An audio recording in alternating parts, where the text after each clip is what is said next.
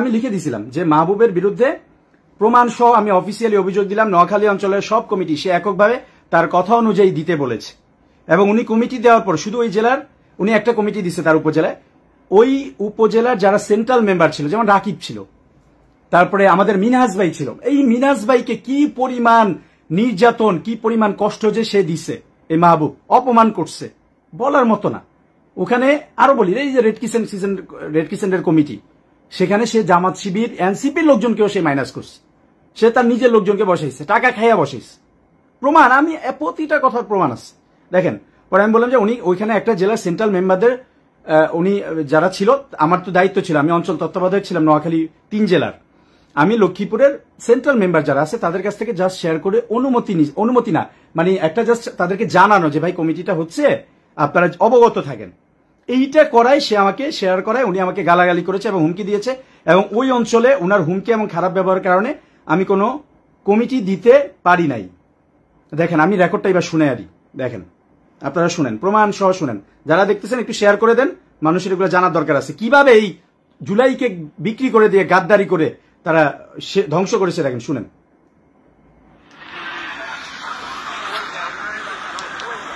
শোনা যাচ্ছে কিনা বলেন, শোনা যাচ্ছে কিনা বলেন, নাইলে আমি আবার প্লে করবো। আসসালামু আলাইকুম মাহবুব ভাই। হ্যালো আসসালামু আলাইকুম ভাই।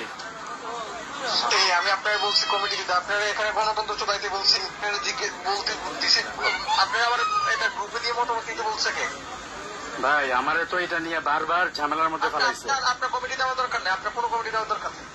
আমি তো কমিটিটা সিফাতরে পাঠাইছিলাম। এটা পরে দেখ, আমি কমিটি আপনি নিবেন সেটা পরে দেখ। মাহবুব ভাই আপনি এভাবে কথা বললে হবে? আপনি কথাটা শুনেন, আপনি আমার শোনা গেছে কিনা? সে আমারে বলতেছে যে তোরে কি আমি গণতন্ত্র চোদাইতে বলছি? চিন্তা করছেন, আমি যদি আবার কমিটি না দিতাম, আমি যদি আবার এই মানে অন্যদের মতামত না নিতাম, তাহলে আবার ঠিকই গ্রুপিং করে আমার বিরুদ্ধে বলতে যে তো গ্রুপিং করছে, সে তো নিজের মতো করে কমিটি দিস। মানে কত ভাবে অন্যায় ভাবে হেনস্থা করেছে। নাহিদ ইসলাম, নাম্বার দেখাচ্ছি না, সরাসরি নাহিদ ইসলাম থেকে শুরু করে টপ 30 জন নেতাকে আমি এই রেকর্ড পাঠাইছি প্রমাণ সহ। 1 মাসের বেশি হয়েছে, আমাকে অব্যাহতি দিছে, স্থায়ী বহিষ্কার করে দিছে, এটার কোনো ব্যবস্থা নেই। শুনে কি বলে গণতন্ত্র চোদাইতে না করছি নাকি? আসসালামু আলাইকুম মাহবুব ভাই। হ্যালো আসসালামু আলাইকুম ভাই।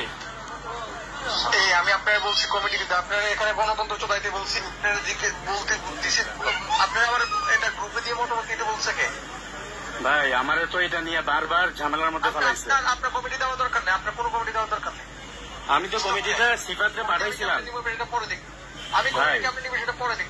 মাহবুব ভাই আপনি এভাবে কথা বললে